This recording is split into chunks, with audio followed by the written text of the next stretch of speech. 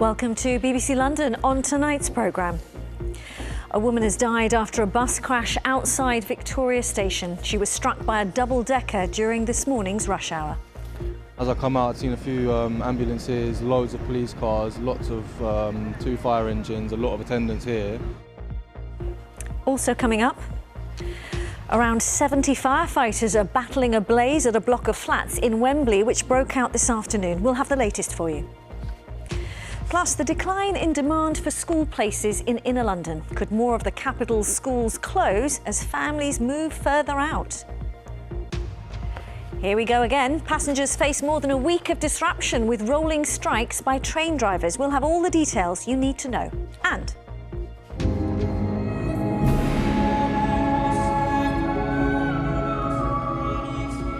lighting up the winter dark, the display inspired by Life on Earth returns to an iconic London church.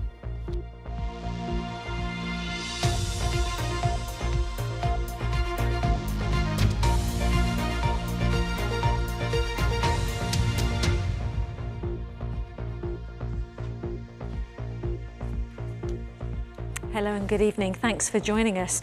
A woman has died after being hit by a bus outside Victoria Station just before 9 o'clock this morning. The bus driver was taken to hospital and a third person was treated by paramedics at the scene. A police investigation is underway and the Met says it's working with British Transport Police to establish what happened. Our reporter Thomas McGill has more. The morning rush hour turned to tragedy after this bus collided with some pedestrians outside Victoria Station. The mangled bus stop just visible, as is the damaged wreck of the number 13, all hidden behind tarpaulin from view. And as I come out, I've seen a few ambulances, loads of police cars, lots of 2 fire engines, a lot of attendants here. As I came round, I see someone getting wheeled out on a stretcher.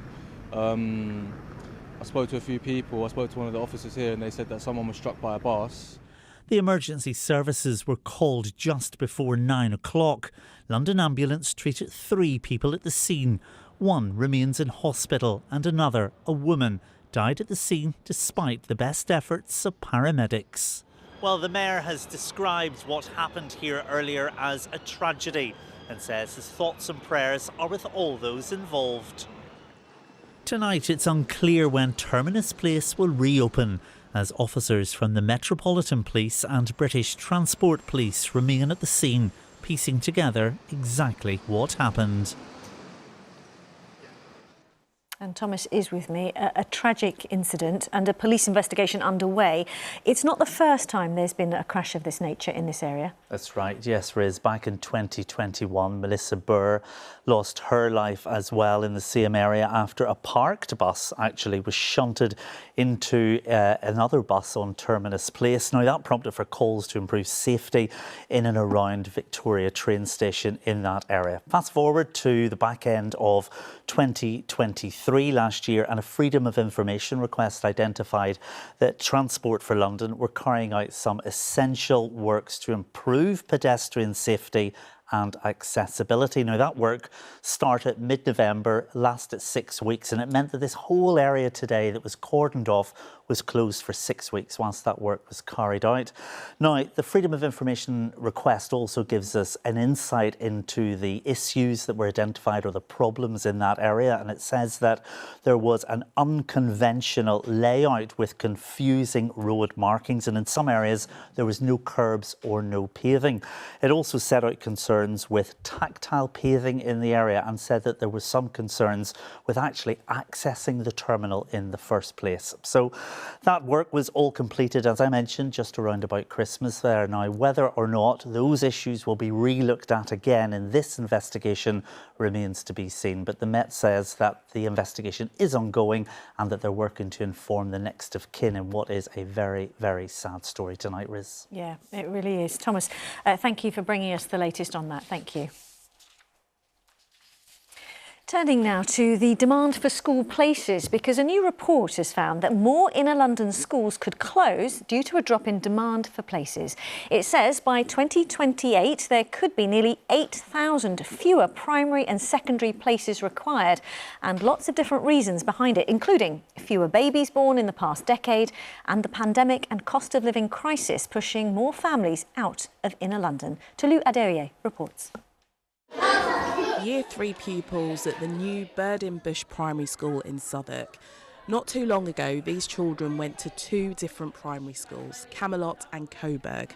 But last year they were merged due to falling numbers. The first time I came here, I was a bit too scared and nervous, but now it's fun and exciting. But it hasn't all been plain sailing. When we announced the schools were going to be closing, there was a lot of antagonistic reaction. The press got involved, and it was seen as being a decision that didn't have the best interest of the children at heart. It's been a struggle to get to this point, but it's really working well now. And this could be the future for more of our schools. New data shows a predicted fall of 4.4% in reception pupil numbers over the next 4 years. That's just under 4,000 places. A similar drop is forecast for those entering Year 7. So in total, nearly 8,000 fewer places could be required across primary and secondary schools by 2028. The drops matter because fewer pupils mean reduced funding. So schools that are already struggling financially then have to make even tougher decisions in order to balance the books. That could mean mergers like we've seen here, or schools closing altogether. But why are the numbers falling? The report puts it down to a 17% decrease in London's birth rate and more families leaving the capital for various reasons, including the pandemic, Brexit and high rents and house prices. Thank you, Mr. Speaker. It's an issue the MP for Vauxhall raised in the Commons today. The drop in school numbers appears to be happening a lot faster than we expected. In my Vauxhall constituency, we had a secondary school closed last year. Archbishop Tennyson's in Oval, opposite the Oval Cricket Ground. That school's been there since the 1800s. And just that sense of a valuable community asset like that going. Essentially, the government can't ignore this anymore. The Department for Education has told us school funding will be at its highest level in history in real terms next year. It says it's for local authorities and academy trusts to balance the supply and demand of school places in line with the changing demographics, as they have done for many years. The Birdin-Bush merger has proven successful so far. So the positives for running this school is that we're running a school in surplus. This time last year we had 2 schools, both with a deficit over 6 figures each. And the positive surplus brings opportunities in terms of provision for the curriculum, in terms of staffing and leadership, and mainly stability. For many, though, closures and mergers must always be the last resort as schools adapt to our changing capital. Tolu Adeoye, BBC London. Well, we can get reaction from Councillor Ian Edwards at the Executive Member for Children and Young People at London Councils. That's the group that represents all 32 of London's boroughs and the City of London. Good evening to you. So we heard there potentially 8,000 fewer primary and secondary places required over the next 4 years. For parents in London watching this evening, what could that mean for them? Good evening, Riz. Unfortunately, I can't bring good news for those parents. It does mean in some areas there is going to be quite clearly an excess of school places, and that is likely to result in more school closures. Although we're talking about a 4% across London, that masks quite big variation in locality. Some local authorities, and you heard from the MP for Vauxhall, Lambeth, are forecasting a 12% reduction. In a couple of boroughs, they're actually forecasting a growth. So the picture is mixed. But where there is a reduction, it is going to be uncomfortable unless we receive some more government support. And the government is saying, well, they're making some funding available for schools experiencing a drop in pupils. That is true, and it's welcomed. But actually, what we need is certainty. They've given funding for this year and this year alone. And in my own borough, it probably amounts to half the funding that's lost through the reduction in places. So whilst it has certainly taken some pain out of it, we can't use the funding that's been allocated this year to plan for the future. and that's a problem. The government needs to be coming forward with how they're going to fund the reduction in school numbers over the coming number of years and not just this year. The funding stream that they actually have set up for growing and falling school rolls actually requires a mandated requirement. The school roll is expected to grow within 3 to 5 years to allow the deficit funding to be given. Now, that is just not sustainable at this time, and those sorts of rules need to change. So basically, you're looking for more certainty, as you say, so that schools in the capital can plan. And the Department for Education is saying, well, you know, balancing supply and demand is something that's always been done, and perhaps you'll always have to do. Oh, I agree with that. We're not running shy of our responsibility. We will balance that supply and demand. But one of our hands has been tied behind our back. For example, we cannot require academy schools, of which there are many in London, to reduce their pupil numbers. So when we have to balance that demand, that balance can presently only fall on maintained schools. Right. That's quite unfair. That has to change. So one of the changes would be make academies part of local education authorities, what you're saying? No, not necessarily, but certainly give the power of local authorities to balance the demand across the whole sector. Okay. Councillor Ian Edwards, we must leave it there. Really appreciate your time and thoughts this evening here on BBC London. Thank you. Thank you very much. Bye-bye. Plenty more to come this Monday evening, including... Join me at St Martin in the Fields for a brand new sound and light installation that will take you on a journey through planet Earth.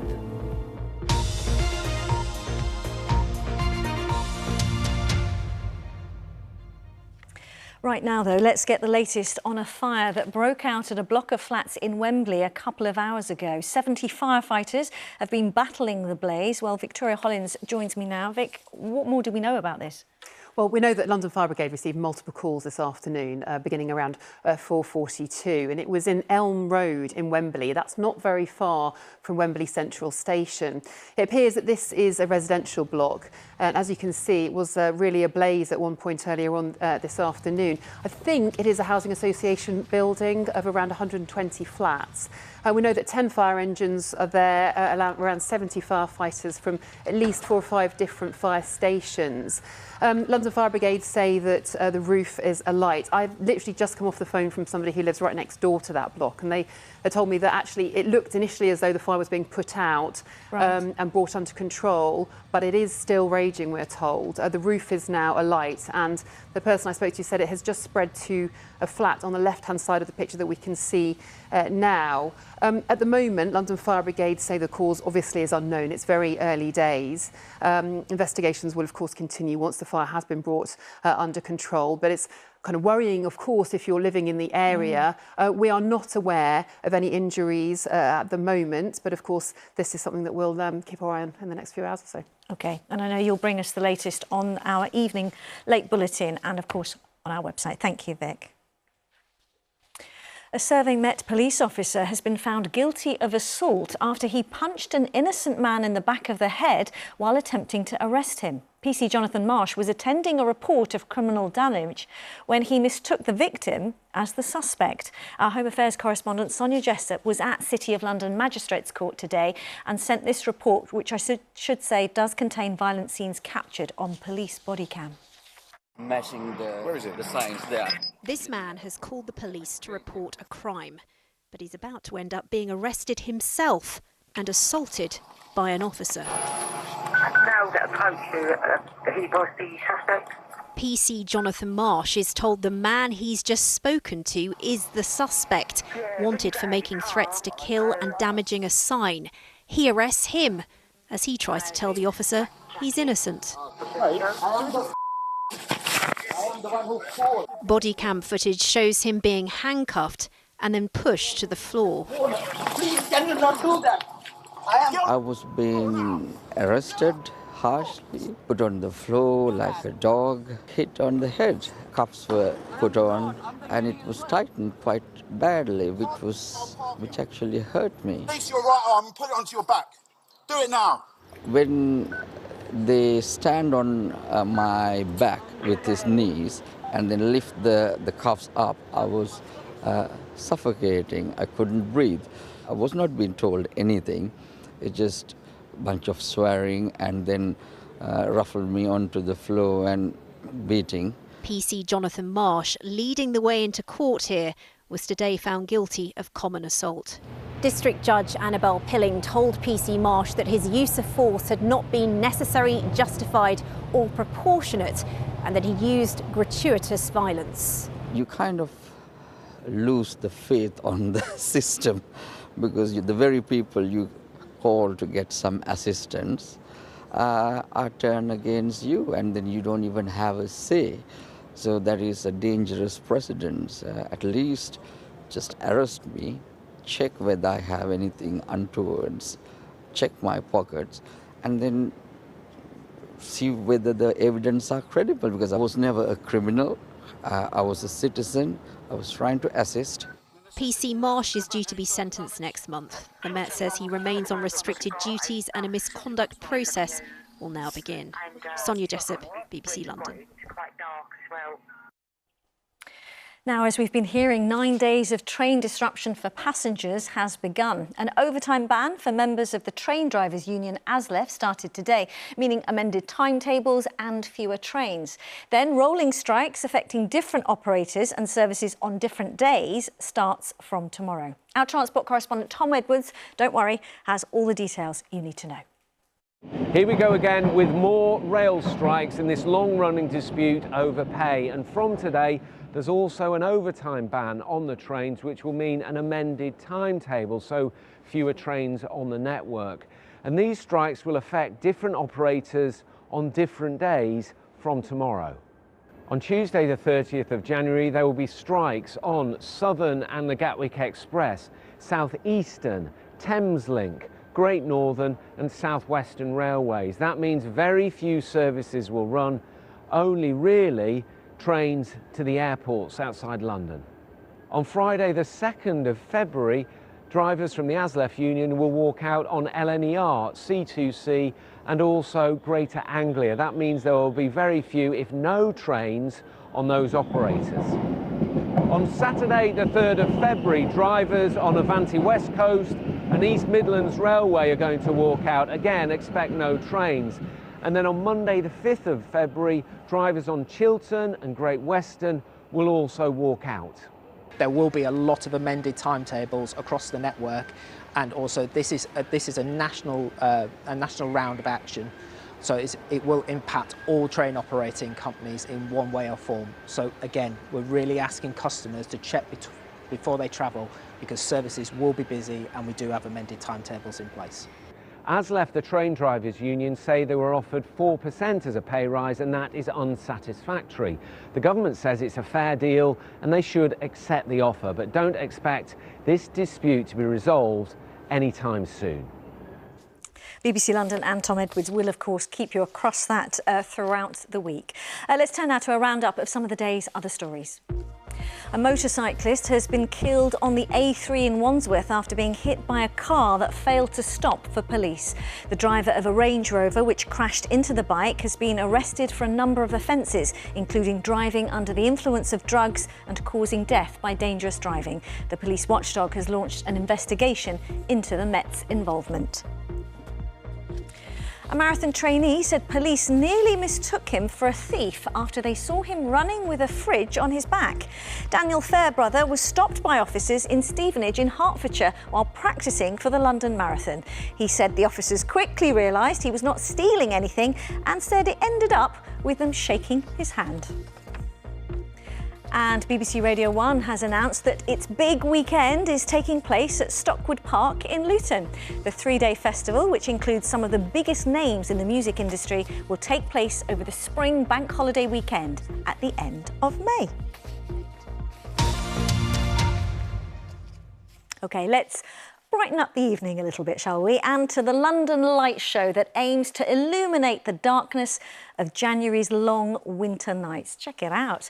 Opening tomorrow, an immersive experience inspired by life itself will illuminate St Martin in the Fields near Trafalgar Square. But we can bring you a sneak peek. So let's join Frankie McCamley, who's there now and can tell us more. Hi, Frankie.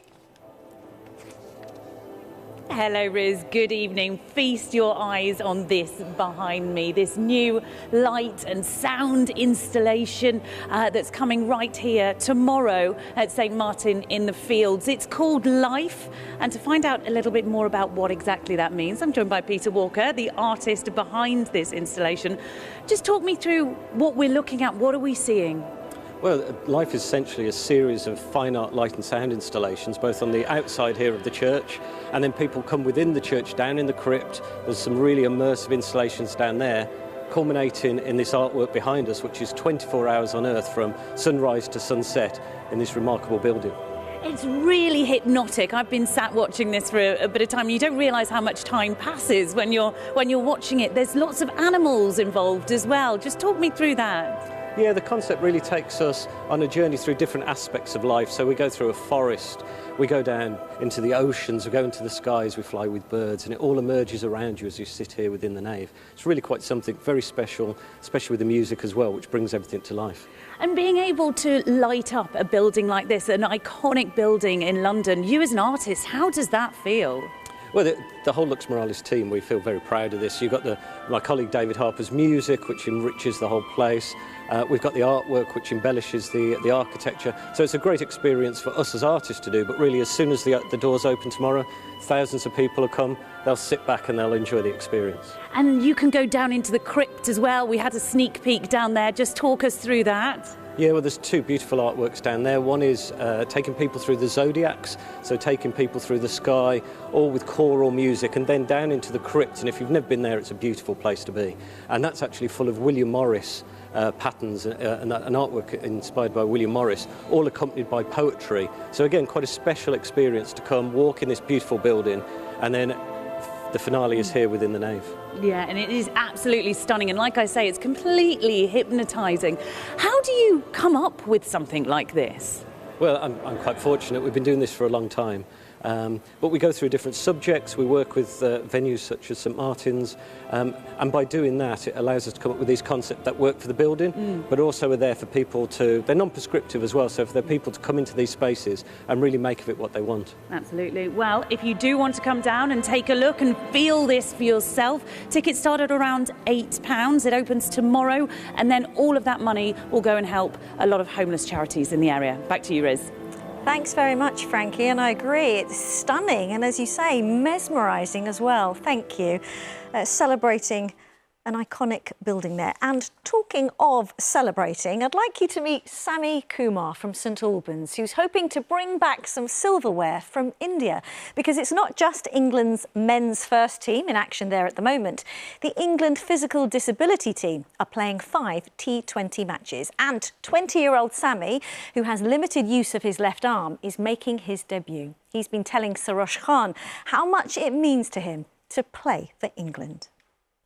There are certain times where I think if I had 2 arms, I'd be such a better player. At times, I have to overcome that and come to the realisation what I have to work with.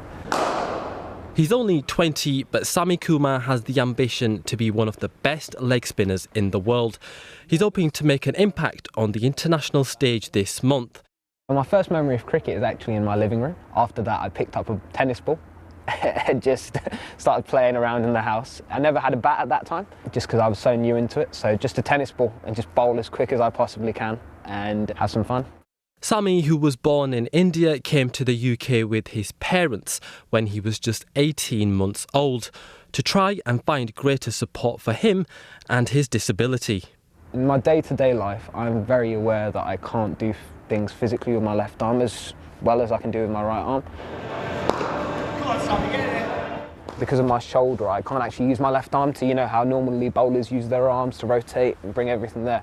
So it's more my elbow, my shoulder, trying to get that as high up as I possibly can. And eventually it does affect the amount of spin you get off the pitch and the pace you bowl as well, which I think is, obviously in today's day and age of cricket, if you're a slow spinner, you get smacked 30, 40 metres back. He's the only player in the England physical disability team from a South Asian background. And for him, that representation is crucial. For people in the disability sport, I think it's so important, especially for minority ethnicities, to kind of get their say in it. And I'm happy to, if people look up to me, I'm more than happy to show the way. Oh, wow. To represent England is to represent not just the nation, but to represent my family. Never thought I'd get here, but thank God for disability cricket at the end of the day, because I wouldn't be in the position that I am. Obviously going to India, taking that step and, you know, God willing, hopefully bringing back a trophy, bringing back some silverware. Fingers crossed for that silverware either way. What a great role model Sammy is.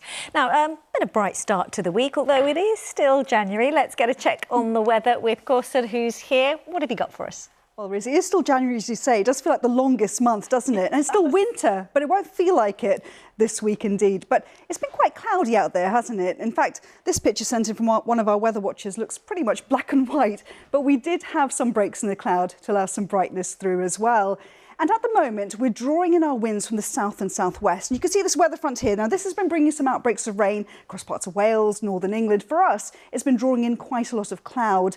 And that's really the case for the next few days as well. So for this evening, quite cloudy out there. That cloud thick enough for the odd spot of rain and drizzle. And as we're drawing in the winds from the south, we're also drawing in some Saharan dust. So for tomorrow morning, there may be some dusty cars as well. But temperatures, well, holding up at around 7 to 9 Celsius. So frost-free, quite a mild night in store. And it means for tomorrow morning, quite cloudy, quite mild to start. And again, there may be the odd spot of drizzle or the odd isolated shower, but becoming a bit brighter into the afternoon, some breaks in the cloud and temperatures around 7 to 10 Celsius. So a bit cooler tomorrow compared with today. Today we reached 12.2 Celsius. Now, as we look ahead to tomorrow evening then, well, the cloud will continue to thin and break, more in the way of clearer skies. And actually tomorrow night will be a bit of a chillier night, temperatures dipping to low single figures. So there may be some patchy frost tomorrow. And then looking ahead to Wednesday, well, a bright start initially, but we will start to see the breeze pick up from the southwest and also more in the way of cloud arriving in too. And again, this cloud may be thick enough for the odd spot of light rain or drizzle, and temperatures 9 to 11 Celsius. But as we look ahead to the rest of the week, that's when we draw in that winds from the southwest. And you can see from the maps, yellows flooding the UK, so much milder weather in store. So if we take a look, you can see temperatures by Thursday, plenty of sunshine around, but climbing up to around 11 Celsius, then 14 Celsius by Friday and Saturday. Now, that's well above average for the time of year. For London, it's around 8 degrees, so certainly feeling mild with some sunshine and generally settled conditions as well. That's your forecast. Kauser, thank you. Yes, still January. And that is it. So thank you very much for watching. But if you missed our explainer on this week's train strikes and the affected services, do check out our Instagram and Facebook, where you can also see Sex and the City's Sarah Jessica Parker's new West End role opposite her real-life husband. From me and everyone on the team, whatever you're doing, have a lovely evening. Bye-bye.